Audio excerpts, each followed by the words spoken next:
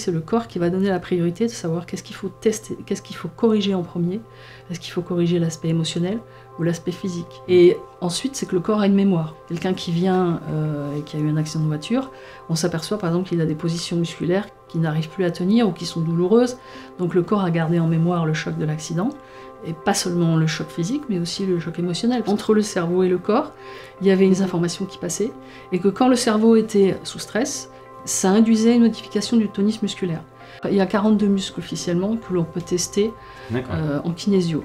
Par exemple, ce que je disais tout à l'heure, on parlait de la physique quantique et je te disais, on a une conception matérialiste de cette maladie, c'est-à-dire il y a une cellule qui est abîmée ou qui est malade et il faut l'éradiquer.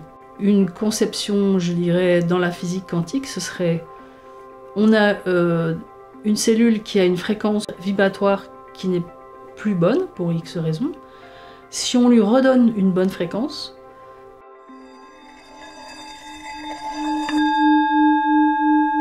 bienvenue dans ce podcast. Aujourd'hui, on va vous présenter une méthode douce qui propose une approche globale de la santé en questionnant le corps, la kinésiologie.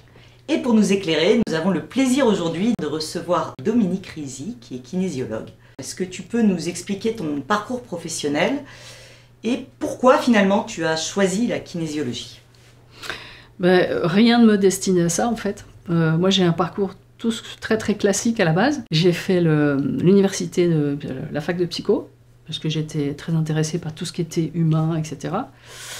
Mais en même temps, je savais pas trop quoi faire concrètement avec tout ça. Il y a une chose était sûre, c'est que je ne me voyais pas enfermée dans une institution. Pour moi, institution, ça voulait dire enfermement. Donc, comme j'étais un petit peu rat de laboratoire à l'époque, je suis plutôt partie vers la recherche. Donc, je me suis orientée vers un doctorat. Et j'étais donc à la faculté. D'abord, j'ai commencé à la faculté de Rennes. Après, je suis allée à la faculté de Nice parce que mes parents ont déménagé entre-temps. Ils m'ont proposé de les suivre. Je dis, bah oui, c'est sympa la Côte d'Azur, pourquoi pas. Et donc, j'ai atterri à l'université de Nice. Et là, j'ai fini ma thèse. Et puis, la vie, des fois, elle propose des petits pots de banane, on va dire. Hein. Et la directrice de thèse que j'avais, elle est décédée brutalement d'une leucémie foudroyante en moins de 6 mois. Donc je me suis retrouvée un peu le bec dans l'eau, parce qu'en général, on intègre une équipe, on travaille avec une équipe. Et il y avait une autre équipe qui travaillait à ce moment-là, mais je ne m'entendais pas du tout avec eux.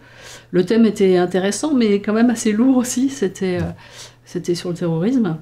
À l'époque, il n'y avait pas encore tout ce qui s'est développé après. Et donc, je me suis retrouvée finalement avec mon doctorat sans trop savoir quoi en faire. J'avais la possibilité d'aller sur Paris, j'avais aucune envie d'aller à Paris. Et puis j'avais commencé à travailler pour gagner mes études, hein, pour payer mes études. J'ai commencé à travailler en grande surface très tôt.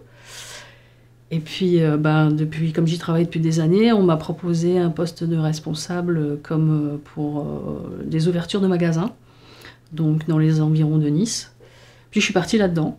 Je suis partie donc dans le monde du travail. Alors, passer de l'université au monde du travail, c'était quand même un sacré changement. Et ça m'a fait beaucoup de bien. Ça m'a permis d'atterrir un petit peu sur Terre, si je puis dire.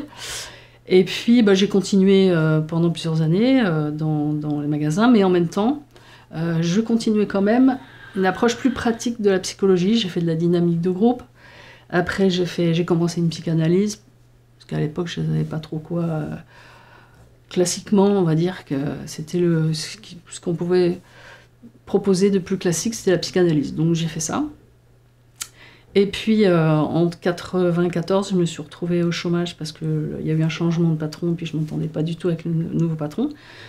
Et je me suis dit, qu'est-ce que je fais avec mon diplôme et avec mon expérience en entreprise? Je me suis dit, je vais faire un DUT de gestion, comme ça je pourrais rentrer, changer un peu de branche, parce que la grande distribution, c'est quand même assez lourd, il faut se lever très tôt le matin, c'est pas mal d'heures, etc. Et donc, à ce moment-là, j'ai rencontré mon mari. Mon sauveur. Mon sauveur, exactement. Et je lui dis, tu fais quoi dans la vie? Il me dit, je suis kinésiologue. Je lui dis, c'est quoi cette bête-là? C'est quoi ça? Et il me dit, si tu veux, je te montre. Et puis, effectivement, il m'a fait une séance de ce qu'on appelle le Touch for Health. Je vous expliquerai un petit peu ce que c'est après. Et j'étais très détendue, effectivement, après la séance. Je suis arrivée à la fac, mes copines m'ont dit « Mais qu'est-ce que tu as fumé aujourd'hui ?» J'étais donc, j'ai dit « Ah ouais, c'est quand même intéressant comme approche, parce que c'était... » Il m'a testé des tas de muscles sur le corps, et je me suis sentie détendue. Et puis après, j'ai continué à le fréquenter, on s'est mariés, etc. Et du coup, oui, j'ai profité qu'il était formateur pour faire toute la formation avec lui. Donc il y a plusieurs branches, je vous expliquerai ça tout à l'heure dans la kinésiologie. Il y a une partie qui est plus physique, qui va s'intéresser vraiment aux muscles. Il y a une partie plus émotionnelle, il y a une partie plus énergétique. Donc c'est plusieurs modules de formation. Donc j'ai fait ces modules, mais pas que, parce qu'en fait, je me suis, comme je suis très curieuse, je suis partie faire des formations un peu dans tous les domaines. Donc là, j'ai vraiment fermé la porte, on va dire. J'ai fait une révolution à 180 degrés, passer d'une formation, on va dire, universitaire, à tout ce qu'il pouvait y avoir d'un petit peu alternatif. Alors, tu as dit qu'il y avait 3 types de... Moi, ça m'intéresse. Mais d'où ça vient, à la base, la kinésiologie? Alors, à la base, en fait, c'est un chiropracteur américain qui a mis ça au point. Il s'appelait George Goodhart. Et lui, alors, c'était des chiropracteurs... je dirais, il y en avait plusieurs générations dans sa famille. Et donc, il avait une solide formation de chiropracteur, mais il s'était aussi intéressé à d'autres choses, notamment à la médecine chinoise. Et il s'était rendu compte que, en fait, lorsque les gens étaient sous stress, il y avait une modification du tonus musculaire. Donc, il s'est dit, il a un petit peu... Lui, c'était un expérimentateur. C'est pas quelqu'un qui était théoricien, c'était vraiment un praticien. Donc, il s'est dit, tiens, qu'est-ce que je vais faire avec ça? Et donc, il a cherché pendant des années, il a cherché dans plusieurs directions, on va dire. Il a établi le fait qu'entre le cerveau et le corps, il y avait une connexion, des informations qui passaient, et que quand le cerveau était sous stress, ça induisait une modification du tonus musculaire sur un certain nombre de muscles qu'on pouvait tester. En général, le kinésiologue, quand il travaille, il va travailler surtout avec le deltoïde antérieur, donc c'est ce bras-là, ce mouvement-là. Mais on peut faire le mouvement, on peut tester des jambes, on peut tester des muscles sur les jambes, on peut tester le bras dans cette position-là. Il y a 42 muscles officiellement que l'on peut tester en kinésio. Mais pour ça, ça suppose que la personne soit allongée. Donc ça sera plutôt un chiropracteur qui va faire ça, justement, un kinésiologue qui a une formation physique, on va dire, qui va vraiment tester les muscles. Mais avant que tu nous expliques comment ça fonctionne, parce que la question c'est l'Américain qui a découvert ça. Il n'y avait pas quelque chose qui existait avant au niveau de cette faiblesse musculaire, tu vois ce que je veux dire? Il y avait très peu de choses. Il y avait un autre Américain qui s'appelait Kendall qui avait un petit peu parlé de ça, mais ça n'avait pas été systématisé comme ça l'a été par George Goodhart. Et donc, systématiquement, lui, il a mis, effectivement, non seulement, il a montré que lorsqu'il y avait un stress, le corps ne répondait plus. C'est un petit peu l'expression j'en ai les jambes coupées ou j'en ai les bras qui m'en tombent quand on a un choc. Donc lui, il a montré ça. Mais surtout, ce qu'il a montré, c'est que comme il avait une formation en médecine chinoise, il a montré que certains de nos muscles de notre corps sont en lien avec l'énergie de certains méridiens en médecine chinoise. Donc par exemple, le quadriceps est en lien avec l'énergie de l'intestin grêle. Le test qu'on va tester au départ, celui-là, il est en lien avec l'énergie de la vésicule biliaire. Donc il s'est rendu compte que quand il y avait une perturbation énergétique, il y avait une modification du stress, c'est-à-dire le muscle ne tenait pas. Donc à partir de là, il s'est servi un petit peu de ce test comme outil diagnostique, essentiellement par rapport au stress que les gens avaient, des stress traumatiques, des stress psychologiques, émotionnels, etc. Puisqu'il s'est rendu compte aussi, pourquoi s'arrêter qu'au physique, parce qu'il n'y a pas de séparation entre le corps et l'esprit. Donc il a vraiment essayé de donner une vision holistique de sa méthode, c'est-à-dire finalement, le test musculaire, ça met en lien des tas d'interactions dans le corps, ça permet de mettre en exergue, de montrer qu'il y a énormément d'interactions, que le corps c'est un système très complexe et que tout est en lien avec tout. Et quand l'énergie ne circule plus, eh bien, on a une petite modification du tonus musculaire. C'est un moyen de détecter que l'énergie ne circule plus dans le corps. Mais il a pu faire, je pose des questions parce que la chaîne est nouvelle, on commence à avoir des retours, il y a des gens qui aiment bien avoir des choses très concrètes, c'est-à-dire des études scientifiques sur des milliers d'années, voilà, bon, j'abuse le trait, il a fait des tests, tu vois, est-ce qu'il a mesuré en laboratoire cette... Non, il a pas. Non, c'est quelque chose qui s'est fait sur le terrain, si je peux dire. Bon, il a travaillé avec d'autres chiropracteurs et il a développé cette méthode qu'il a appelée la kinésiologie appliquée. C'était en quelle année ? Dans les années 60 aux États-Unis. C'est quand même super récent alors, la kinésiologie. Oui, c'est récent, tout à fait. Et après, il y a eu des élèves qui sont venus se former avec lui, notamment un monsieur qui s'appelait John T. Et lui, il a dit, c'est super, j'ai envie de faire un outil qui serait pour tout le monde, pour tous les Américains qui ont envie de se soigner chez eux, d'avoir un outil simple qui leur permette de se maintenir en santé, de se maintenir en harmonie, en équilibre, et de leur apprendre, par exemple, les 12 muscles de base, qui sont en lien avec 12 méridiens de base, et d'apprendre à rééquilibrer ces muscles, parce que quand le muscle est faible, ça veut dire que l'énergie ne circule plus dans ce méridien. Après, le test musculaire n'est pas un test de force, pas du tout. Hein. C'est vraiment c'est un test très subtil, et des fois même, il y a selon la manière dont les gens travaillent en kinésiologie, on le sent à peine, mais c'est un test très subtil de modification du tonus. C'est pas, on n'appuie pas comme sur les bras c'est pas du tout un test de force. Donc ce muscle, on l'appelle le muscle indicateur, le muscle qu'on va tester, par exemple comme ceci, on l'appelle le muscle indicateur, c'est un muscle qui va indiquer quelque chose. Il est indicateur, il indique qu'il y a une faiblesse énergétique, donc sur un méridien par exemple, mais ça peut être aussi en lien avec d'autres choses. Donc après, justement, il y a d'autres kinésiologues. La kinésiologie, ça a toujours été ouvert à plein de choses et à plein de gens, et c'est ce qui fait sa richesse. Il y a des gens qui se sont dit, mais tiens, pourquoi est-ce qu'on n'irait pas tester l'émotionnel ? Puisqu'on a un outil, parce qu'à chaque fois qu'on a un stress, on a une modification du tonus. Qu'est-ce qui peut donner un stress ? Oui, on a eu un accident, on a eu, peut-être toi tu as un stress sur ton bras, effectivement, je ne sais pas pourquoi, mais quelqu'un qui a eu un accident de voiture, c'est un stress physique, ok, mais pas que, c'est aussi un stress émotionnel. Il va garder peut-être la peur de monter dans sa voiture, etc. Donc ça, on va pouvoir aussi, ils ont établi des listes d'émotions, qu'ils ont testé, ils appellent ça des baromètres, et donc ils ont montré que le stress pouvait être aussi de nature émotionnelle. Donc, et que le corps, il allait donner la priorité, c'est le corps qui va donner la priorité de savoir qu'est-ce qu'il faut tester, qu'est-ce qu'il faut corriger en premier, est-ce qu'il faut corriger l'aspect émotionnel ou l'aspect physique. Mais généralement, c'est souvent les deux, l'un après l'autre, etc. On interroge le corps quand on fait de la kinésiologie, enfin quand on reçoit une séance, et il va y avoir forcément des postulats de base pour le kinésiologue, afin de faire l'analyse de la personne.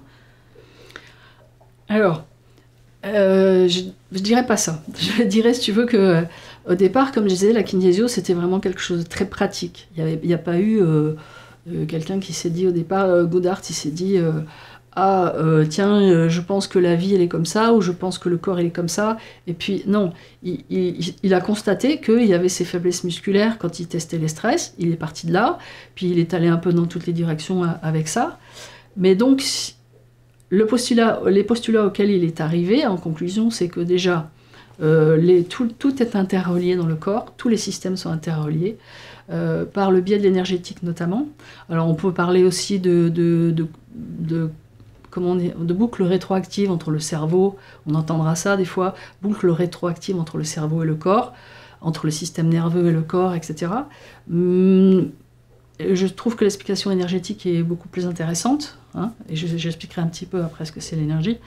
Mais donc le postulat, c'est que tout est interrelié, tous les systèmes sont interreliés, c'est-à-dire le système nerveux, le système digestif, le système vasculaire, le système lymphatique, tout est relié, et tout communique entre eux. D'accord ? Et on s'en rend compte justement quand on se sert du test. Donc c'est un peu difficile à conceptualiser dans une société où on nous apprend que tout est séparé, que tout est matériel, que l'énergie n'existe pas, tout est matériel et tout est séparé. On a les spécialistes de l'estomac, on a les spécialistes du gros intestin, on a les spécialistes... Donc les choses sont très très cloisonnées dans notre société. Tu dis ça, mais de ce que tu as dit au début, c'est que tu as fait quand même des formations autres que simplement ça. Tu as fait des choses avant. Donc tu as vu... qu'on nous apprend que tout est décloisonné, et tu as compris déjà en faisant une formation à la base où on pouvait juste le dire et puis voilà, mais tu l'as expérimenté. Depuis combien de temps d'ailleurs tu fais ça ? La kinésio, j'ai commencé, j'avais 35 ans, Donc, mais je ne faisais pas ça à plein temps. Oui, mais ce que je veux dire, c'est que tu as une expérience concrète. Oui. Moi, la kinésiologie, on m'a mis le nez dedans en me disant, bah, tiens, tac. J'ai compris qu'il y avait un truc concret qui se passait. Je ne sais pas quoi, je ne comprends pas comment ça marche, mais j'ai compris que, ok, bon, ça, il y a un truc, il y a un vrai truc. Et ce que tu dis, c'est la faiblesse musculaire qui est bon. Ouais. Mais en tout cas, c'est évident, enfin, ça me semble évident à moi qu'il est expérimenté. C'est peut-être pas à ceux qui regardent et qui sont très sceptiques de tout. Mais voilà. Moi, pour l'avoir expérimenté aussi, la première fois, c'était avec ton mari, il y a 20 ans, je crois. J'ai presque trouvé un côté magique dans cette pratique, en fait. Parce qu'il a posé beaucoup de questions, une interrogation très poussée au niveau du corps. Je ne devais pas répondre, hein, c'est mon corps qui répondait. Et ça m'a bluffé, en fait, de voir ce qu'on arrive à extraire juste avec un test musculaire, finalement. Voilà, tout à fait. Et ça échappe au conscient, en fait. C'est quelque chose qui échappe au conscient. Effectivement, c'est un dialogue qu'on établit avec le corps sur un mode binaire, stress, non-stress, test fort, test faible. Et c'est un muscle indicateur qui donne des tas d'informations dans des tas de domaines, physiques, émotionnels, énergétiques, etc. Et donc le postulat, c'est que donc, tout est relié, nous sommes tous reliés, et ensuite c'est que le corps a une mémoire. Ça c'est évident, justement, on parlait de l'accident de voiture tout à l'heure, ou du trauma, quelqu'un qui vient et qui a eu un accident de voiture, on s'aperçoit par exemple qu'il a des positions musculaires qui n'arrivent plus à tenir ou qui sont douloureuses, donc le corps a gardé en mémoire le choc de l'accident, et pas seulement le choc physique, mais aussi le choc émotionnel, parce que cette personne peut-être ne voudra plus remonter dans une voiture avant un bon moment. Ou elle sera stressée, elle pourra le faire, mais elle sera stressée. Donc voilà. Donc, et la kinésiologie va réussir à dénouer ça. Oui. On va justement effacer ces mémoires-là. Donc avec les différents outils. Tu refais circuler l'énergie quelque part. Voilà. C'est plutôt qu'effacer quelque chose, c'est plutôt refaire circuler. C'est plutôt refaire circuler l'énergie, tout à fait. Voilà, c'est ça. Justement, c'est parce que quand l'énergie, elle est faite pour circuler. Ouais. L'énergie, c'est vraiment ce qui nous alimente. On est entouré d'énergie et elle nous parcourt. Hein. C'est ce que les Chinois ont montré ça depuis 5000 ans, qu'on on parcouru de... C'est comme les canaux de circulation sanguine, c'est pareil, mais c'est de l'énergie qui circule à travers les méridiens. Et donc, cette énergie, elle est faite pour circuler. Si elle ne circule plus, ça n'alimente plus toute une série de choses sur le plan physique, sur le plan émotionnel, etc. etc. Donc le but, c'est de rétablir cette circulation énergétique. Je pense que c'est très abstrait, l'énergie, pour certaines personnes. Je crois qu'on pourra en faire un petit chapitre à un moment donné. Bien sûr. Mais avant de partir sur les énergies, peut-être dis-nous quel genre de formation il faut pour être kinésiologue, tu vois, Alors, pour être sérieux quand tu dis je suis kinésiologue, c'est quoi? J'ai lu un livre ou... C'est ça. Ouais. Donc il faut savoir qu'en France, la kinésiologie n'est pas reconnue, par contre elle est reconnue en Suisse. En Suisse, il y a des écoles qui enseignent la kinésiologie. En général, alors en Suisse, ça dure 3 ans. À savoir que la première année, c'est une année de socle commun où vont être regroupés des gens qui veulent partir dans plusieurs directions après. La naturopathie, la réflexologie, la kinésiologie, les massages, etc., etc.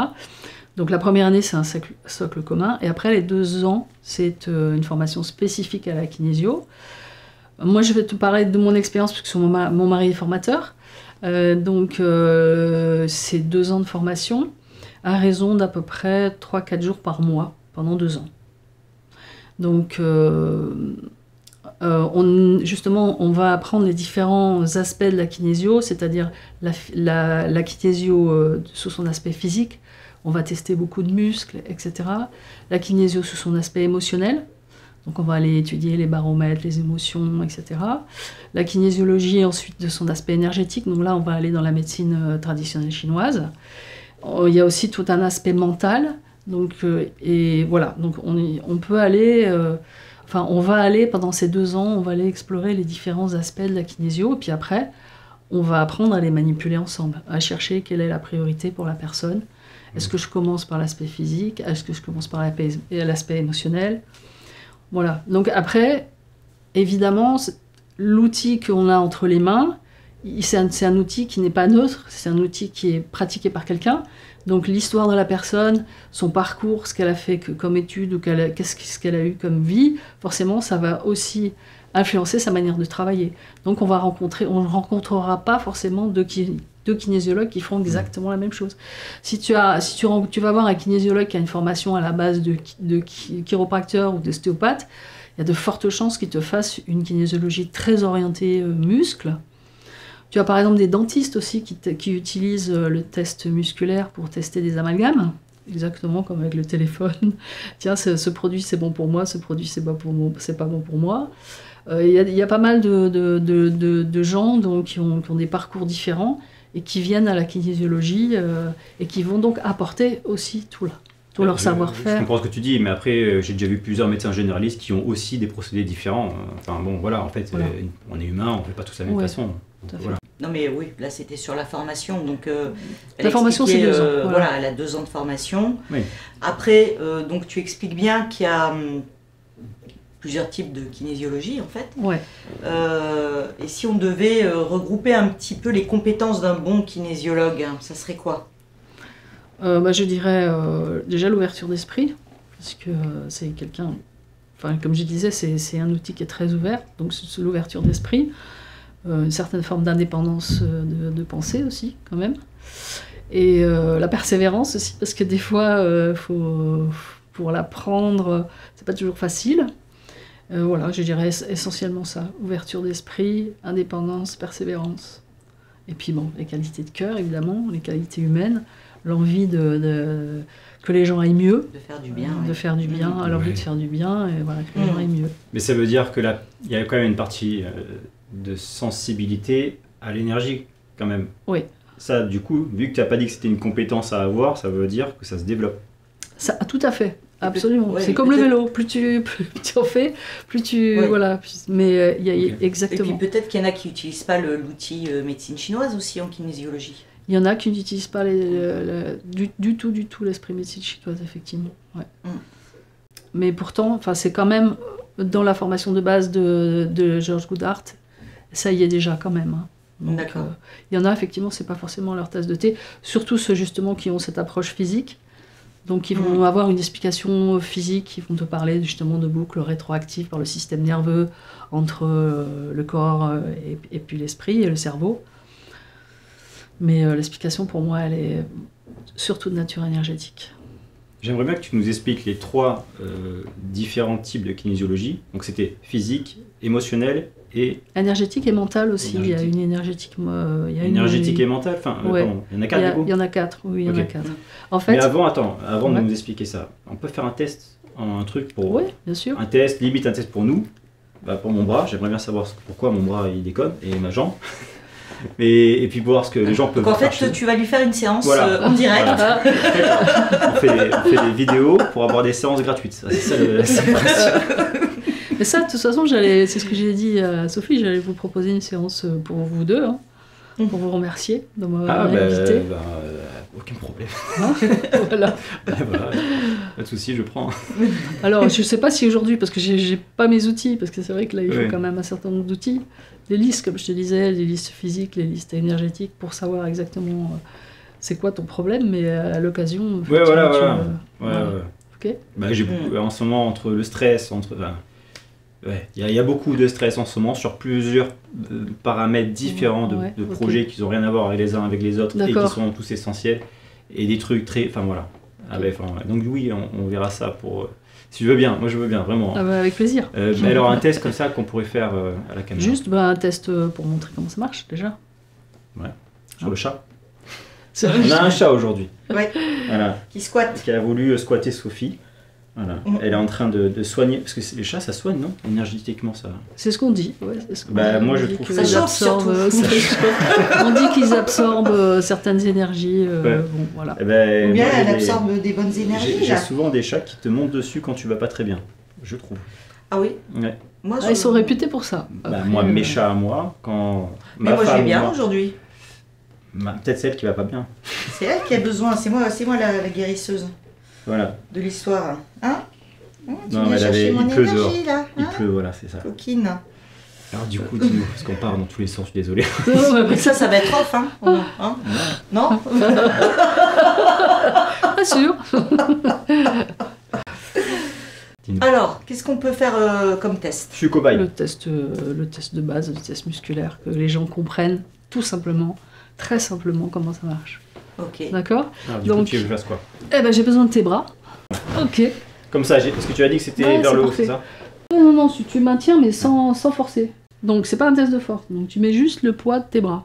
Pas D'accord? de me voir comme ça. Voilà, tu baisses un peu, parce que là, tu vas te fatiguer. Ouais. Ok. Comme ça? Voilà, tu fermes les yeux et tu vas penser à quelque chose de très désagréable. Vraiment, quelque chose que tu n'aimes pas du tout. Mais alors, pas du tout. Vraiment. Je sais pas, les impôts, trucs. Non, c'est bon, j'ai. Ok. Pas besoin de me donner un cahier de trouver. Voilà. Hop, ok, tu as vu son bras, il a baissé. Maintenant, tu penses à quelque chose de très chouette, très agréable, quelque chose qui te plaît beaucoup. Ok. Voilà, là je mets la même pression et son bras il tient. Ni plus ni moins. D'accord? Donc, toute la base du test musculaire, c'est ça. Donc en général, souvent les kinésiologues, avant de tester, on va vérifier que le bras marche bien, on va faire des petits pinches, voilà. On va vérifier aussi au niveau énergétique si ça circule bien. Mais tout le test, ce n'est que ça. C'est stress, non stress. T'as vu, quand tu penses à quelque chose de désagréable, c'est stress, ok. Et bah, quand ça va bien, ça tient. Voilà. Donc tu veux qu'on fasse le test avec le téléphone? Ouais. Il faut qu'il soit pas sur... Il est pas sur... il est en ne pas déranger, mais il est pas sur avion. Sur avion. Non. Voilà, Si tu veux, je peux appeler quelqu'un en plus et tout. Enfin, non, vraiment c'est le pas truc, la... en 5G, machin et tout. Appelle à un ami. Oui, voilà, 5G. Vas-y, va faire 5G. On va faire de la pub à la 5G. Dis pas ça, hein, non. Tu veux que j'appelle quelqu'un? Non, c'est pas la peine. Même pas. Juste le simple Juste fait de... comme ça, voilà, c'est bon, ça y est. Ok. Donc tu prendras le téléphone... Voilà, tu me donnes tes bras. Ok, tu maintiens. Ok, tu prends le téléphone de l'autre main. Voilà. Le bras il descend. Ok? Tu le sens? Ouais. Voilà, c'est pas la peine d'aller jusqu'en bas, hein, c'est juste... ouais, c'est vrai. Voilà, il y a une modification. Pourquoi? Parce que les ondes du téléphone perturbent nos ondes électromagnétiques, et donc ça induit un petit changement. Alors c'est pas non plus... mais c'est pour ça qu'on recommande de ne pas dormir avec le téléphone près de la tête, hein, la nuit. Ou alors il faut le mettre sur avion. D'accord? Ouais. Tu l'as senti dans ton corps de toute façon, Ouais. la différence entre les deux. Ouais, complètement, ouais. Et c'est ça en fait, il faut le tester soi, quoi. Et chez soi, on peut le tester avec le téléphone, tout simplement. Oui, c'est le faire avec un membre de sa famille, quelqu'un de proche. Voilà. Parce que se le faire tout seul, c'est compliqué, mais il faut qu'il y ait quelqu'un qui le fasse. Ouais. Ouais. Alors peut-être il faut que j'explique un peu ce que c'est l'énergie. Ben là, du coup, attends, moi je voulais savoir les 3 types. Est-ce que c'est mieux de parler d'énergie avant? Comme ça, à un moment, ça aura plus de sens sur les 4 types, du coup. Ouais. Toi qui vois, là, du coup, tu nous dis. Ça n'a pas d'importance. Moi, j'aime bien avoir ta vision de l'énergie, ça m'intéresse aussi. Hein. Ouais. Tout m'intéresse, en fait. Ça va être dur après. Ben, en fait, on va partir de la découverte de l'atome, à peu près vers 1907, quelque chose comme ça. Et jusque-là, la physique classique, c'était la physique de Newton. Et la découverte de l'atome, ça a remis en cause pas mal de choses. Et notamment, on a débouché à partir de là sur ce qu'on appelle la physique quantique, donc la physique du tout petit de l'atome. Sauf que ce qu'on a montré, donc ils pensaient que l'histoire serait pliée en 3 semaines, tu vois, ouais, on a découvert l'atome, bon, bah, c'est bon. Sauf que les propriétés de l'atome, bah, on en découvre encore tous les jours, voilà. Et donc ça a donné ce qu'on appelle la physique quantique. Et ce que dit la physique quantique, c'est très clair, c'est qu'en fait la matière n'est qu'une concentration d'énergie. C'est-à-dire que le plus petit quota, la plus petite quantité de matière que tu trouves, lorsque tu l'observes en tant qu'observateur, à un moment elle va être matérielle et à un autre moment elle va être onde, elle va être fréquence. C'est ça la plus grosse découverte pour moi de la physique quantique. Donc, et les Chinois, depuis 5000 ans, ils nous disent ça, ils disent que la matière n'est qu'une concentration d'énergie. Donc par exemple, l'estomac, c'est la concentration matérielle du méridien d'énergie estomac. Le sang, c'est la concentration matérielle d'une énergie. D'accord? Donc, ça veut dire que la matière, en fait, ne représente que par rapport à l'atome, ça représente... on va dire que l'atome, il est constitué de vide. Ce vide, c'est 9,999, je crois que tu mets 6 ou 7, 9 derrière, % de vide. Et ce vide, il n'est pas vide en fait, il est plein d'énergie et plein d'informations. Tu ne peux pas séparer l'énergie de l'information. L'énergie, elle n'est jamais neutre, elle est toujours porteuse d'informations, d'intentions, etc. D'accord ? Donc ça veut dire qu'en fait, le matériel, ça représente que 0,00001% de la réalité. Donc ça, on a évidemment du mal à le conceptualiser, nous, parce qu'avec nos 5 sens, qu'est-ce qu'on voit ? On voit, on touche le palpable, le matériel. Et toute notre science, toute notre médecine, elle est basée là-dessus. Donc la physique quantique, qui est une physique récente, est en train de complètement bouleverser plein de choses. Pour l'instant, elle n'a pas trop touché, on s'en est pas trop intéressé au niveau biologie et au niveau médecine, mais c'est sûr que ça va complètement bouleverser cette médecine dans les années à venir. Pourquoi ? Parce que le corps, il n'est pas que matériel, il est aussi information, vibration. Et c'est justement ce que les Chinois ont montré depuis 5000 ans. Et la façon dont les Chinois l'ont matérialisé, ils l'ont matérialisé à travers les méridiens, dont je parlais tout à l'heure, qui sont des canaux où circule l'énergie. Mais ils ont aussi une représentation du monde qu'ils ont faite à travers le modèle du yin-yang que vous connaissez. C'est un modèle d'équilibre, c'est-à-dire qu'en fait l'énergie, elle n'est jamais stable, elle est toujours en mouvement et elle est toujours en balance entre les yin et le yang, en recherche de l'équilibre, de l'harmonie, etc. Et ils ont représenté le monde à travers un modèle qu'on appelle le modèle des 5 éléments, qui est un modèle qui est aussi bon pour la nature que pour l'humain. Et ces 5 éléments, c'est le bois, le feu, la terre, le métal, l'eau. Et ce sont des énergies différentes qui, toute l'année, alimentent et le monde et nous, et même le cycle dans la journée. On a un cycle de 24 heures d'énergie qui tourne, etc. Donc, à certaines heures, et c'est plus une énergie particulière d'un organe qui va être active, par exemple le foie, entre 1 heure et 3 heures la nuit. C'est pour ça que si vous buvez un peu trop, si vous mangez un peu trop, si vous buvez un peu trop la nuit, enfin le soir, vous risquez de vous réveiller entre 1 heure et 3 heures avec la bouche pâteuse, sèche, etc. Parce que le foie, c'est un énorme filtre. Et donc, si vous lui demandez un surcroît de travail, en plus du travail de pointe qu'il fait entre 1 heure et 3 heures, forcément, là, ça va vous réveiller parce que c'est trop. D'accord ? Donc voilà, l'énergie, c'est ça.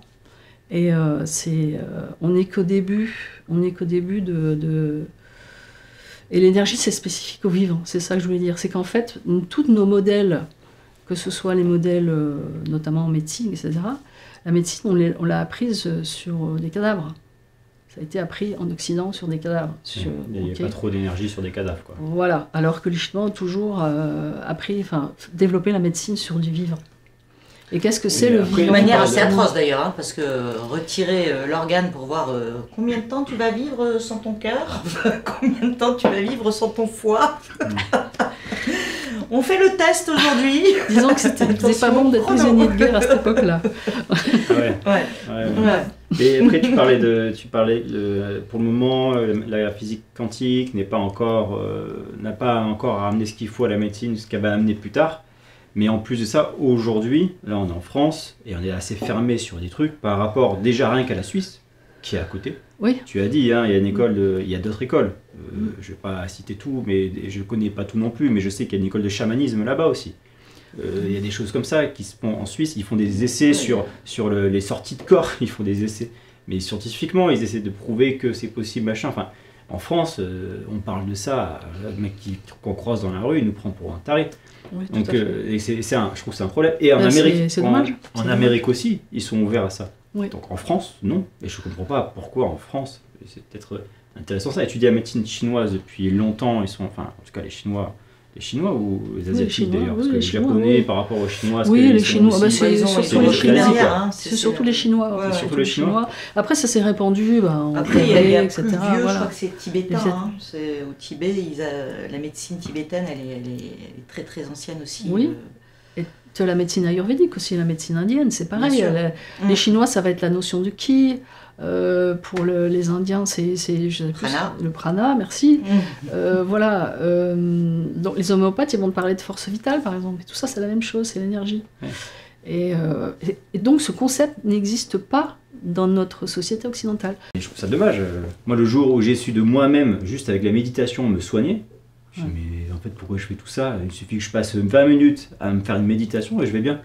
Et justement, puisqu'on parle de la méditation, tu vois, j'allais en parler parce que c'est quelque chose où concrètement, on a l'impression qu'il ne se passe rien, tu es d'accord?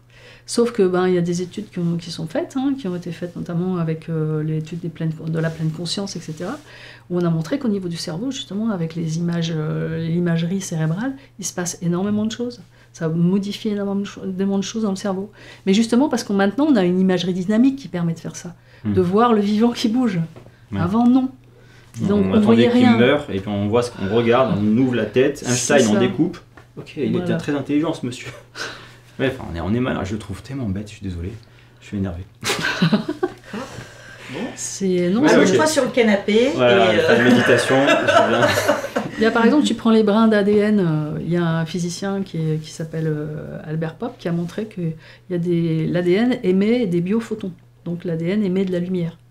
D'accord. Voilà. Donc on émet de la lumière. Ah ouais. On est des êtres de lumière. Ah bah oui. Quand tu regardes. La lumière, c'est de l'énergie. La lumière, c'est de l'énergie. Voilà. Là, actuellement, il y a un monsieur qui est en train de révolutionner, qui fait des travaux sur l'eau, parce qu'on est quand même fait à plus de 70% d'eau, qui s'appelle Gérald Pollack, qui parle du 4e état de l'eau, parce qu'on connaît tous l'eau gazeuse. Il y a les trois états de l'eau, la glace, le gaz et puis l'eau liquide. Et lui, il parle d'un 4e état de l'eau, qui est une modification de l'eau qui se fait à l'intérieur de la cellule, sous l'effet de la lumière, notamment des infrarouges. Il y a une espèce de bande d'eau un peu gélatineuse qui se constitue avec une polarité opposée au reste de l'eau, ce reste de l'eau, il appelle ça le bulk. C'est tout c'est notre eau cellulaire, avec les minéraux, avec nos déchets, etc. Et il y a une ionisation différente entre ces deux eaux. Donc ça crée un courant électrique. À partir du moment où tu as de l'eau salée et avec des polarités différentes, tu crées un courant électrique. Et lui, il est en train de montrer qu'on peut allumer une pile avec ces différences, donc que notre corps fournit de l'électricité, donc de l'énergie. Okay, et je pense que monsieur, il mérite un prix Nobel. Et donc cette eau, ce 4e état de l'eau, est extrêmement sensible aux infrarouges et reçoit énormément d'informations de l'extérieur. Donc on est complètement en communication avec les énergies de l'extérieur. Mais on n'en a pas conscience. Ah, pas du tout. Pas du tout. Notre cerveau reçoit des millions de bits d'informations par seconde et on en sélectionne que quelques-unes. Celles qui nous servent à survivre, à vivre, voilà. Du coup, on a parlé des énergies, on est parti un peu dans plein de trucs. Toi, on disait au début que tu l'as appris à être sensible. Oui. C'est ça, on peut dire ça comme ça plutôt? Tout à fait. Parce qu'en gros, comme tu viens de dire, il y en a tout autour.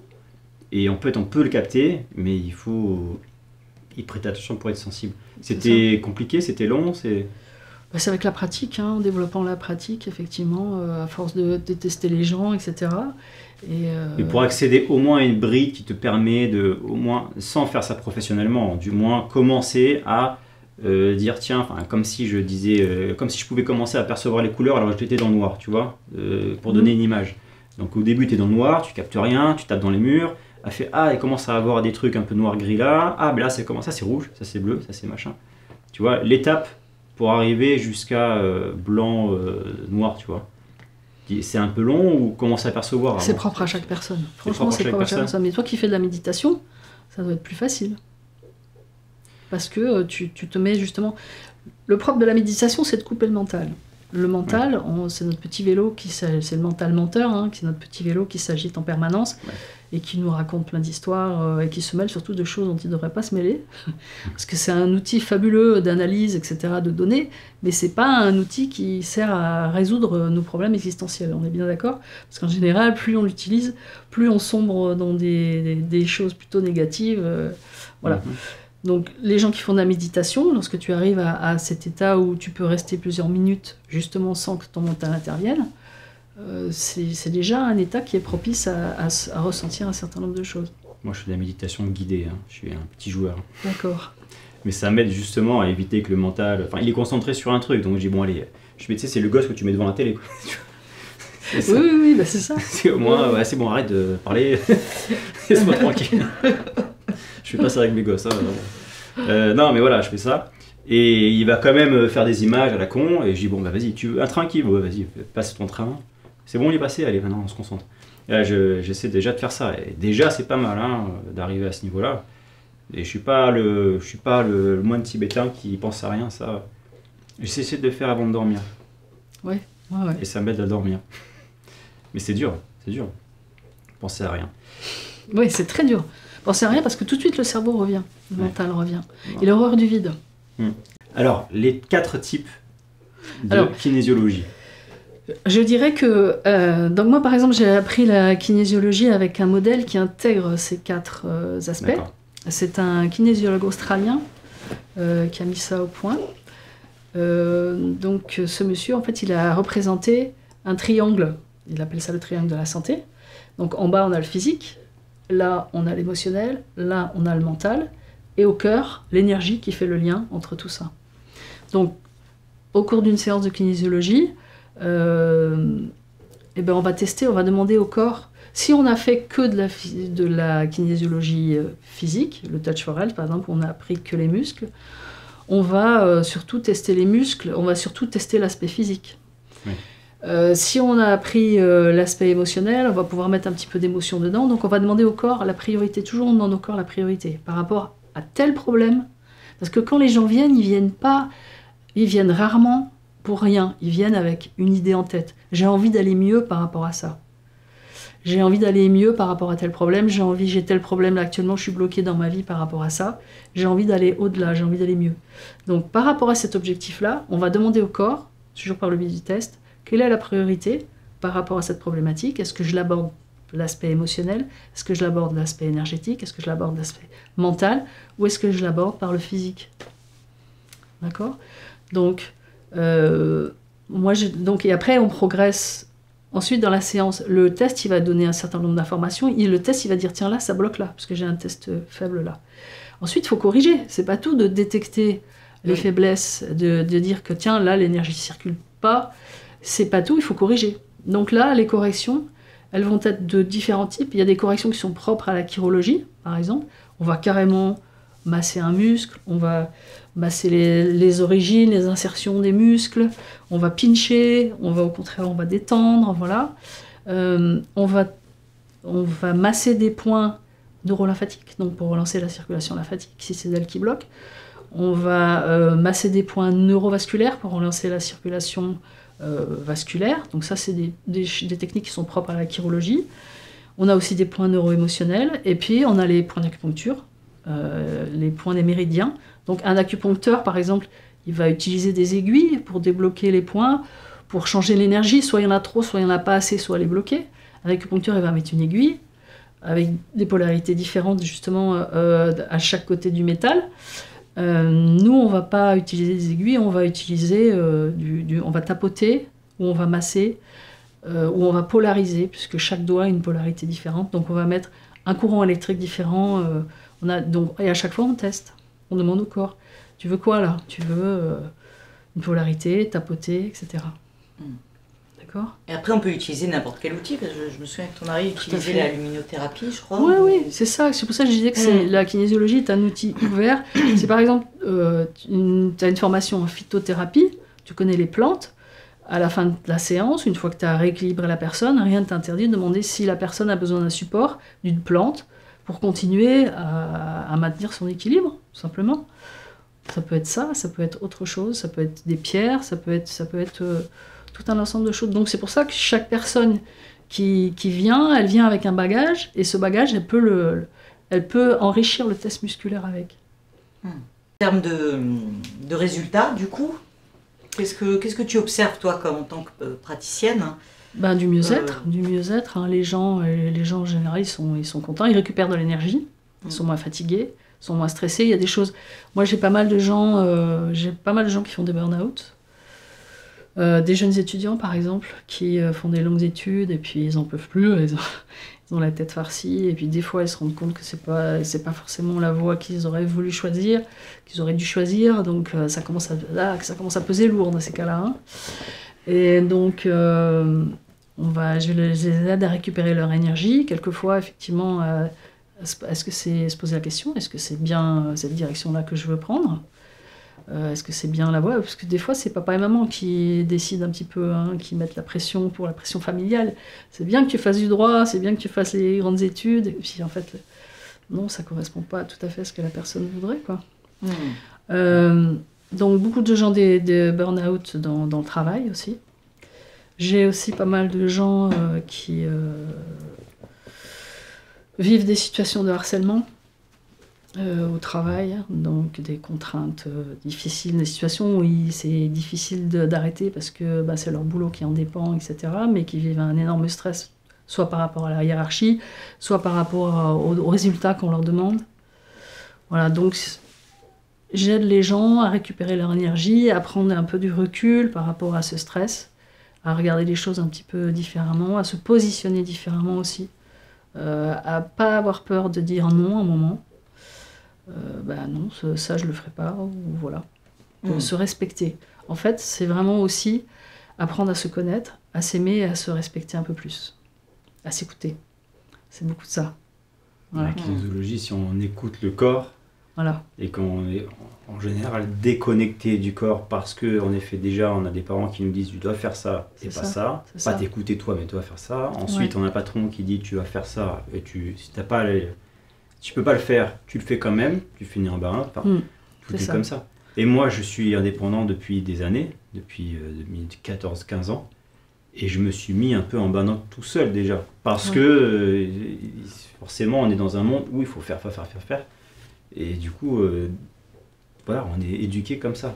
Pas du tout à faire des choses dans notre corps, quoi. Ouais. Et bon, je trouve ça vraiment cool qu'on puisse, en fait, qu'il y a des méthodes pour pouvoir questionner. Franchement... Se reconnecter aussi. Hein. J'ai hâte de faire cette séance.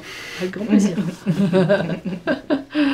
Donc du coup, là, tu as évoqué plusieurs sujets, plusieurs personnes qui sont venues te voir. Si on devait résumer un peu, quel type de problèmes peuvent être traités par la kinésiologie? Alors c'est assez vaste. Moi, peut-être parce que j'ai une formation psy à la base, mais c'est vrai que je reçois quand même pas mal de gens, comme j'ai dit, qui ont des problèmes de dépression ou de burn-out, ou des gens qui ont des problèmes de direction dans leur vie, ou qui ont envie de savoir, qui sont pas bien dans leur travail, qui ont envie de savoir un petit peu où il faudrait qu'ils aillent, etc. Et des gens qui ont... J'ai des phobies aussi. J'ai des gens qui ont beaucoup des peurs, des phobies, des anxiétés sans raison. Avec ce que j'ai aussi pas mal, c'est des gens qui ont des symptômes, mais la médecine leur dit non, vous avez rien là. Des palpitations par exemple, tu vois. Ils ont des palpitations et ils vont voir le médecin qui font les examens. Non, tout va bien. Donc c'est pas d'ordre physique, on ne trouve pas physiologique. Enfin si, c'est physiologique puisqu'il y a une palpitation, tu vois. C'est là le... Mais l'origine est émotionnelle, c'est l'anxiété, c'est le stress, etc. Donc moi je travaille quand même beaucoup là-dessus. Ce qui est intéressant justement, c'est quand on parlait du symptôme tout à l'heure, c'est qu'on a tendance dans notre société à considérer le symptôme comme quelque chose d'un peu isolé du reste du corps. Ouais. Tiens, j'ai ce truc-là qui m'arrive, j'ai ce truc-là qui sort à ma peau, qu'est-ce que c'est ? Presque comme si c'était pas à nous, quoi, si c'est de l'extérieur. Et justement, comme je disais, ce qui est génial avec la médecine chinoise, c'est qu'elle fait le lien entre toutes les parties du corps. Et donc, par exemple, la peau, on sait que la peau, c'est un tissu qui est le même tissu, c'est relié au méridien du poumon et du gros intestin. D'accord ? C'est les mêmes tissus. Donc, par exemple, si j'ai un gros stress, qu'est-ce qui se passe quand j'ai un gros stress ? Ça touche le poumon, hein, ça peut couper la respiration, etc. Derrière, on peut avoir une diarrhée. Gros intestin. Poumon, gros intestin. Et puis, je peux avoir une éruption derrière. Cette approche-là, notre médecine occidentale ne l'a pas. Elle va considérer le symptôme. Il y a un truc qui sort, on va le rentrer. Il disparaît, il n'existe plus. D'accord ? La médecine chinoise, de même qu'en homéopathie, on va te dire que si tu renforces le symptôme, là en l'occurrence si tu as une éruption, tu renforces le symptôme, tu l'enfonces, tu obliges le corps, tu vas créer un déséquilibre parce que tu obliges le corps à ramener à l'intérieur ce déséquilibre. Et le cas le plus classique, c'est par exemple, tu as un eczéma, donc qu'est-ce que tu fais ? tu vas mettre de la pommade. En général, on donne une pommade corticoïde, etc. Mais si tu fais ça pendant des semaines, des mois, des années, après ça dépend des personnes, qu'est-ce qui se passe? Tu risques de développer un asthme. Pourquoi? Parce que j'ai expliqué, la peau et le poumon, c'est le même tissu. Si tu enfonces le symptôme dans ton corps par la force, le symptôme, il faut qu'il s'exprime. Il va s'exprimer où? Il va s'exprimer dans la profondeur. Mais plus tu vas dans la profondeur, plus tu vas dans la gravité. Parce qu'un eczéma, c'est chiant, c'est embêtant, ça gratte, ça vient. Mais un asthme, c'est très dangereux, ça peut être mortel. C'est beaucoup plus grave. Et si, ça c'est ce qu'a montré, justement, c'est ce que montre la médecine chinoise, mais aussi l'homéopathie, c'est ce qu'on appelle les lois de guérison. La loi de guérison, c'est toujours que la guérison doit aller de l'intérieur vers l'extérieur. C'est pour ça que en phase terminale, des fois, on peut avoir une problématique, on peut avoir des boutons qui sortent. Non, c'est pas joli, mais c'est pas grave. C'est pas grave. Voilà. En fait, tu es en train de guérir. Exactement. À l'inverse, donc si par exemple, cette personne dont je parle, elle a son eczéma, elle va prendre des corticoïdes, donc on va enfoncer, elle peut faire de l'asthme derrière. Puis si on continue à focaliser que sur l'asthme, eh bien, qu'est-ce qui peut se passer? Des années après, elle peut faire une dépression. Et là, ça atteint le psychisme. Donc là, on est sur le encore plus grave. Voilà, ça c'est les lois de guérison, donc c'est important effectivement de les avoir. Tu parles de ça, c'est en kinésiologie ou c'est dans d'autres... Non, ça ça fait partie d'une culture générale, je dirais. Quand on connaît justement le sens de la guérison et qu'il y a des choses qui se manifestent plutôt dedans ou plutôt dehors, on sait dans quel sens va l'évolution du problème. Donc ça fait partie d'une culture générale du soin, je dirais. Il faut avoir ça quand même, il faut avoir ça à l'esprit. Et surtout, avoir présent que le symptôme n'est pas quelque chose d'isolé, qu'il est complètement en lien avec le reste du corps, et puis qu'il a un sens aussi. Qu'il a un sens par rapport à l'histoire de la personne. L'histoire de la personne ne va pas développer tel ou tel symptôme par hasard. Donc le symptôme, ça vient à cause d'une énergie qui a été bloquée ou qui est un truc qui se passe, ou une surénergie à un endroit parce qu'il y a un stress ou je sais pas comment dire, un déséquilibre, qui amène un symptôme qui dit ouais, il y a un truc qui va pas là. C'est ça. Ça ressurgit. Ouais. J'ai compris ce que tu dis, mais je le répète bêtement avec mes mots.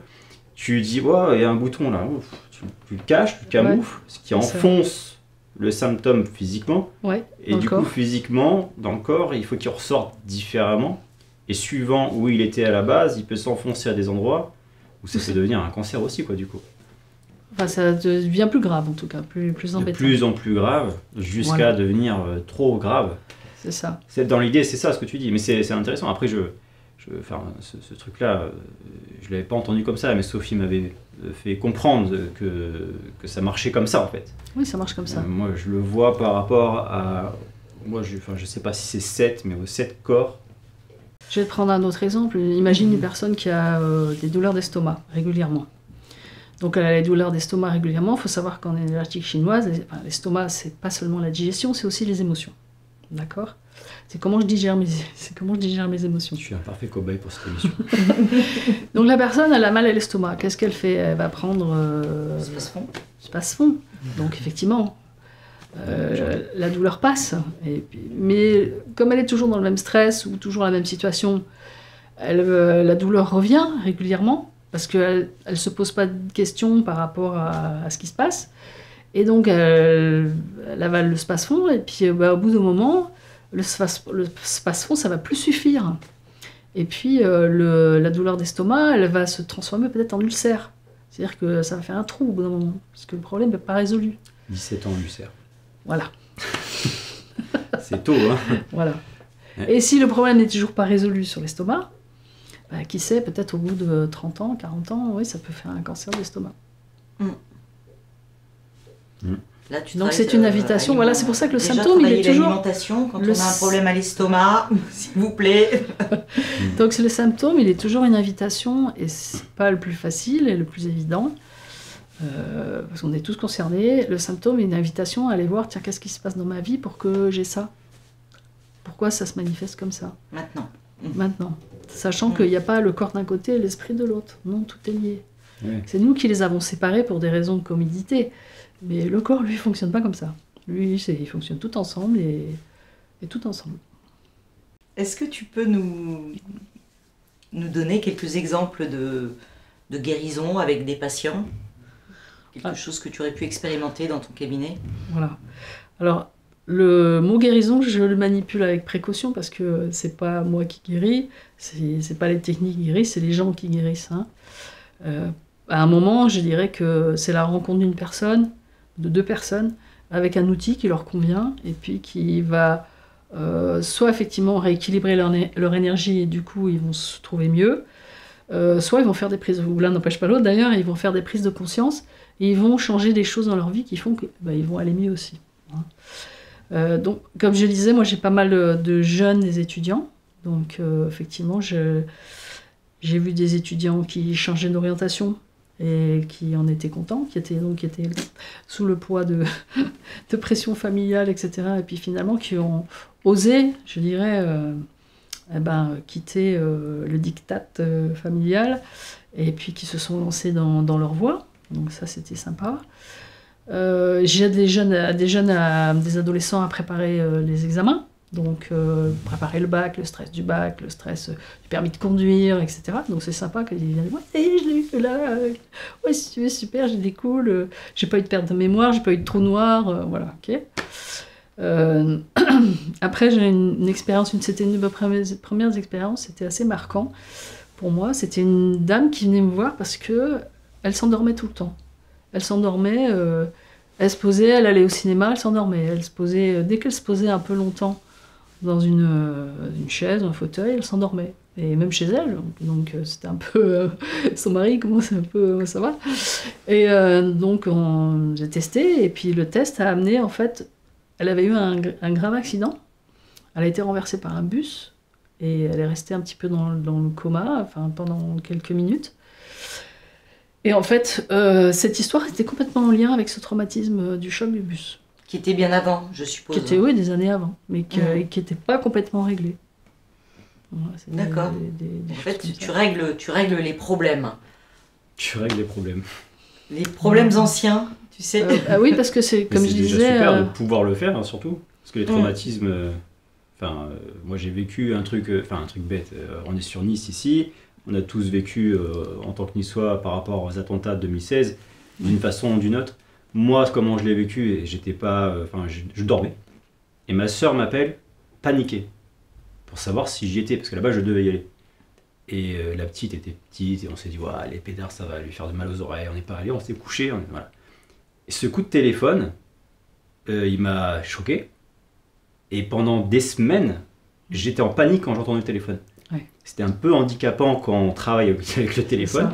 Et j'ai fait du MDR, bon, ça a marché. Ça a marché le MDR. Ça a marché. Mais c'est vraiment le truc du téléphone, c'est une mauvaise nouvelle. C'est une mauvaise nouvelle. Vraiment, c'est handicapant, quoi. Alors, c'est intéressant que tu parles du MDR parce qu'on utilise quelque chose qui ressemble, depuis 60 ans, on utilise quelque chose qui ressemble à ça en kinésio.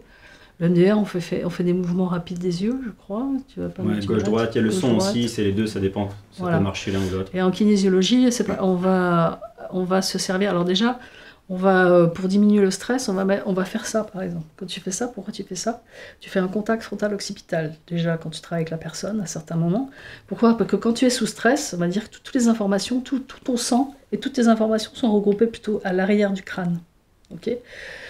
Le devant, le néocortex, c'est la zone où on a des nouvelles options, où c'est la dernière partie de notre cerveau qui s'est développée, c'est notre intelligence, et c'est celle la plus créatrice, c'est là où on peut développer de nouvelles options de vie et développer de nouvelles options. Donc déjà, le simple fait de mettre la main comme ça, tu changes la circulation sanguine de la tête, et ça invite la personne à changer son information. Son information va changer de place, si tu veux, le simple fait de faire ça. Mais après, on va lui faire par exemple, des mouvements avec les yeux. Pourquoi? Parce qu'elle a mémorisé les choses d'une certaine façon, et le fait, tu vois, par exemple, tu vas faire des mouvements avec des yeux comme ça circulaires, et tu t'aperçois que tu n'arrives pas à passer partout avec les yeux. Pourquoi? Parce que tu as des zones de stress. C'est-à-dire que les informations, il y a certaines positions oculaires qui sont en lien avec des mémoires de stress. Donc on va faire travailler dans un sens, dans l'autre, les yeux ouverts, les yeux fermés. On peut travailler aussi avec la respiration, c'est-à-dire qu'on va demander à la personne de faire certaines corrections en apnée, ou rien que sur l'inspire, ou rien que sur l'expire. Et tout ça, c'est vraiment en lien avec des mémoires que l'on a stockées dans notre corps. Et donc ça me fait penser, tu vois, ça c'est vraiment des outils spécifiques à la kinésiologie. Et les mains, c'est la personne qui se les met ou c'est toi qui les mets? C'est moi qui les mets en général. D'accord. Je les mets à la personne, c'est plus confort pour elle. Voilà. Parce que moi, quand je fais des soins Reiki, je vais poser les mains sur la tête. Ouais. Et la réponse quasi systématique, au bout de 3 minutes, la personne s'endort. Et après, elle me fout la paix pendant tout le reste du traitement. Ah ouais, mais t'as peut-être quelque chose dans les mains aussi. Je sais pas, à chaque fois, là, c'est les derniers soins que j'ai faits. Même moi, 3 minutes pour endormir quelqu'un. On m'appelle Temesta. Ce que j'ai aussi pas mal aussi, c'est des ruptures amoureuses. Oui. Des gens de situation de deuil. Alors, deuil doit d'une rupture amoureuse dont ils n'arrivent pas à se remettre. J'ai aussi des cas de femmes qui ont subi des attouchements, des choses comme ça, et qui ont du mal à repartir dans une relation amoureuse. Voilà. Et puis des femmes aussi souvent, parce que les hommes, j'en vois pas beaucoup, les femmes qui disent, je sais pas, je comprends pas, je tombe toujours sur le même type d'homme. Et il m'arrive toujours la même chose.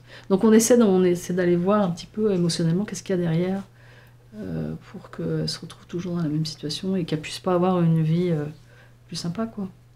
Ouais. Amoureuse, plus sympa. Déprogrammer un truc, quoi. Voilà. Ouais.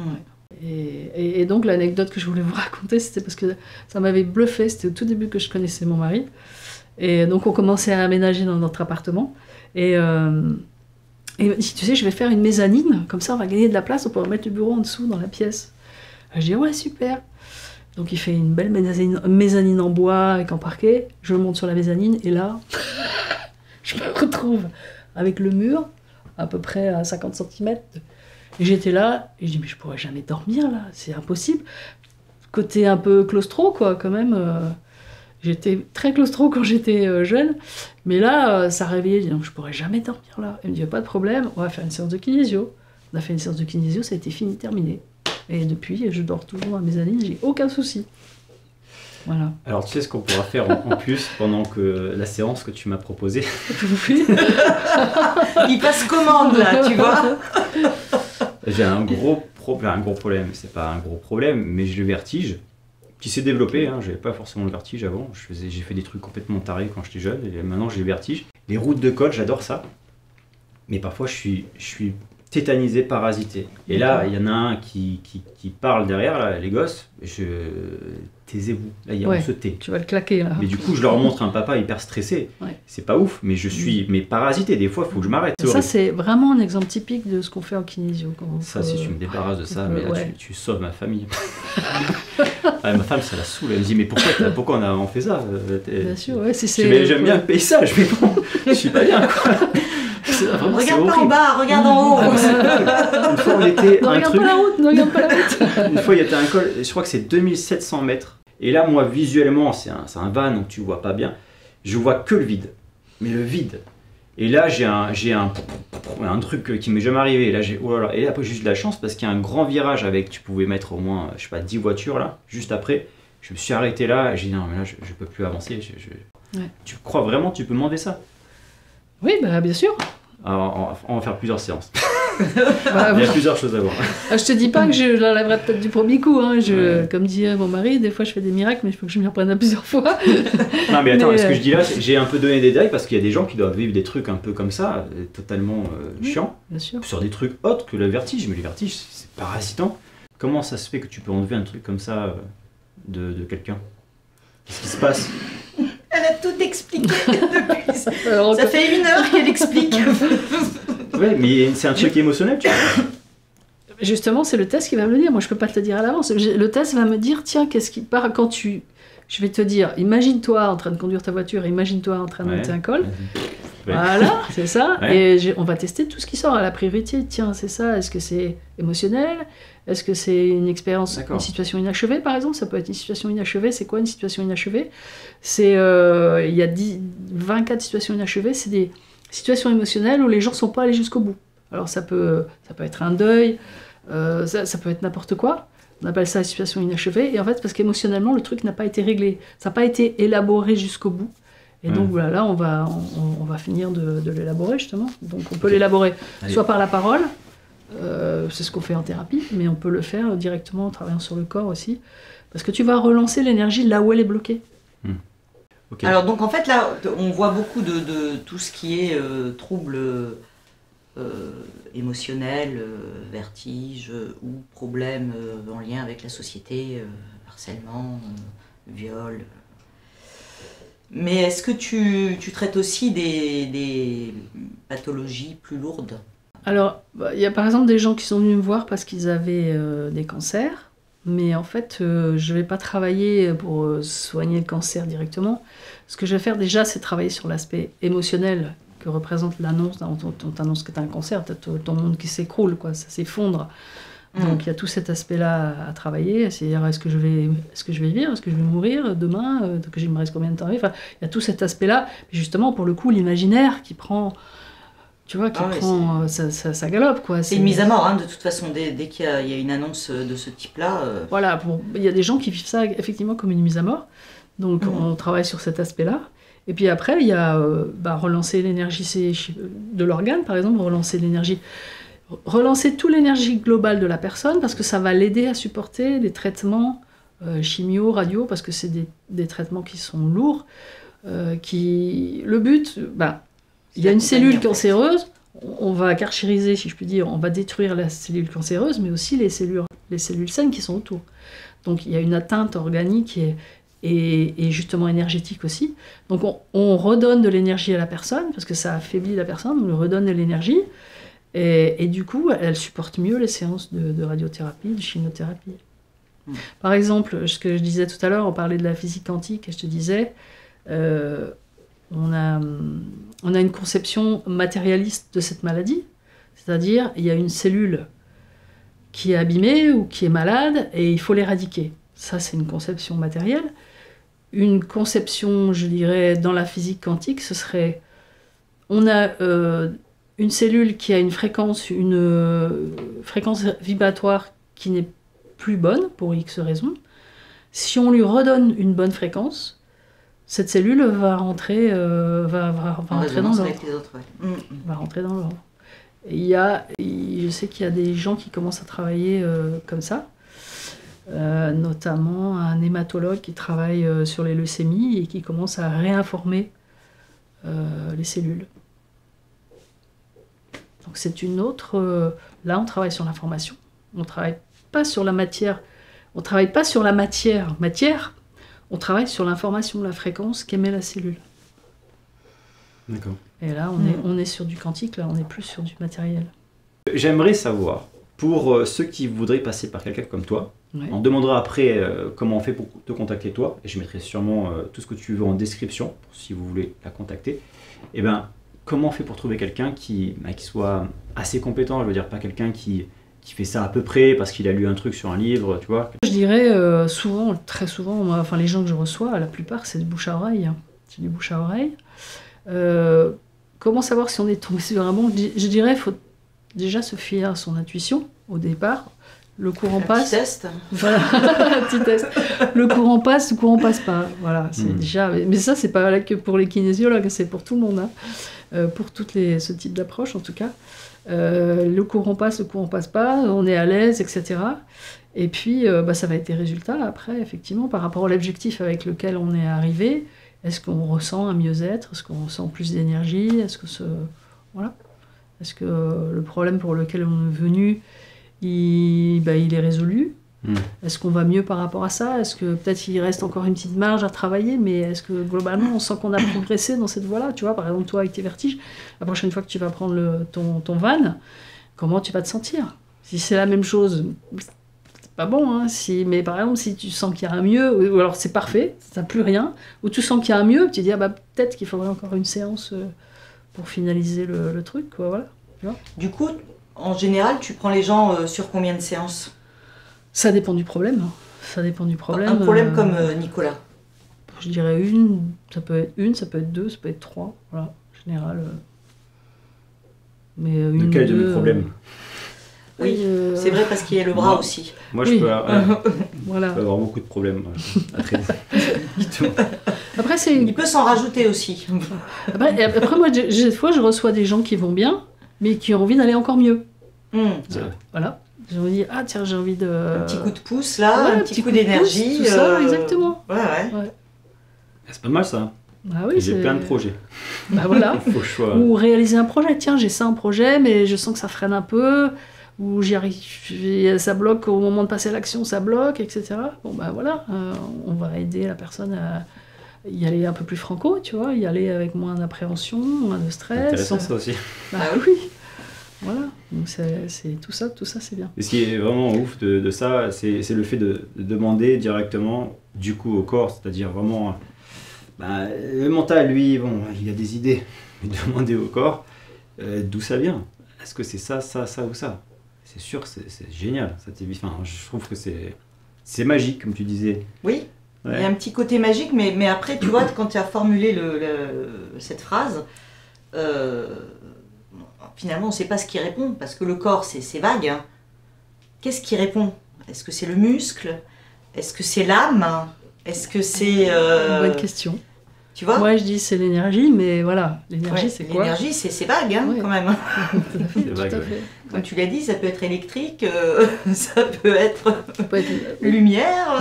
Oui. Donc, voilà. Mais c'est des mots, en fait. Tout ça, c'est des mots. C'est des mots. Oui. Et on manque de vocabulaire pour décrire tout ça. Parce que justement, toujours pareil, on vit dans une société tellement matérialiste qu'on manque de mots pour décrire tous ces phénomènes. Pourtant, qui sont la vie, ces phénomènes, c'est la vie, tout simplement. C'est nos vies. Et comment faire voilà, c'est un outil pour aller mieux dans nos vies, pour équilibrer plein de choses. C'est génial. Enfin, voilà. T'as l'air convaincu. C'est peut-être pour ça qu'elle fait ça. Voilà. Bah écoute, on va écourter, mais dis-nous comment on fait pour te contacter. Je mettrai tout en dessous, hein, tu me dis. T'as un site? J'ai un site. www.nice-energie-kinésiologie.com. Puis j'ai un téléphone. Donc du coup je mets tout en dessous en description si jamais tu veux contacter Dominique. Tu as donc un cabinet, c'est ça? J'ai un cabinet qui est à Nice, sur Nice, voilà. En bas de Nice Nord, sur Sessols, bas de Sessols. Super. On mettra ce lien aussi en description, je trouve que c'est intéressant d'en parler. Alors une précision d'ailleurs, les kinésiologues ne s'appellent pas des thérapeutes, ils s'appellent des facilitateurs. Des facilitateurs. Ouais, donc on est là pour faciliter un certain nombre de processus pour que les gens aillent mieux dans leur vie, ce que je disais. Ouais, c'est un peu barbare quand même, hein, facilitateur. Hein. Ouais, mais c'est un terme qui est employé pas que pour les kinésiologues. J'ai vu que l'employait dans d'autres techniques qui n'ont rien à voir avec la santé d'ailleurs, mais dans l'industrie, dans le facilitateur, dans les formes. Ouais. Okay. Bon, merci beaucoup pour cet entretien, c'était super intéressant. Tu as pu voir que j'étais assez intéressé. on se voit probablement bientôt. Ouais, je vais te laisser mon téléphone. Yes. Ensuite, pour nous, pensez à vous abonner à cette chaîne parce que nous, on fait pas mal de travail pour trouver des gens qui peuvent vous intéresser, le questionnaire, etc. C'est quand même pas mal de temps, le montage, tout ça. Il y a pas mal de boulot là-dessus, donc si tu t'abonnes... après, hein. Voilà. Si tu t'abonnes à cette chaîne, ça nous aide un peu, autre que le petit pouce, etc. Je vais pas faire le blabla que tout le monde fait, mais en gros, tu as bien compris que si tu es là encore, ça serait intéressant que tu sois là un peu plus. En tout cas avec l'abonnement. Si jamais tu veux voir un peu la suite de ce qu'on va faire, on a une newsletter qui est en description. Si tu t'inscris, tu vas avoir un peu les actualités que l'on te proposera. Parce que pour le moment, c'est un peu... Voilà, on lance un peu le projet, on va voir un peu où ça nous mène, on va voir un peu si ça vous intéresse, si vous avez envie d'en voir plus. Donc n'hésitez pas à être là avec nous en commentaire. Allez, au revoir. Le mot de la fin. Ah, c'est moi le mot de la fin. C'est toujours toi. Eh ben, au revoir. Au revoir. Cette fois-ci, c'est au revoir. À bientôt.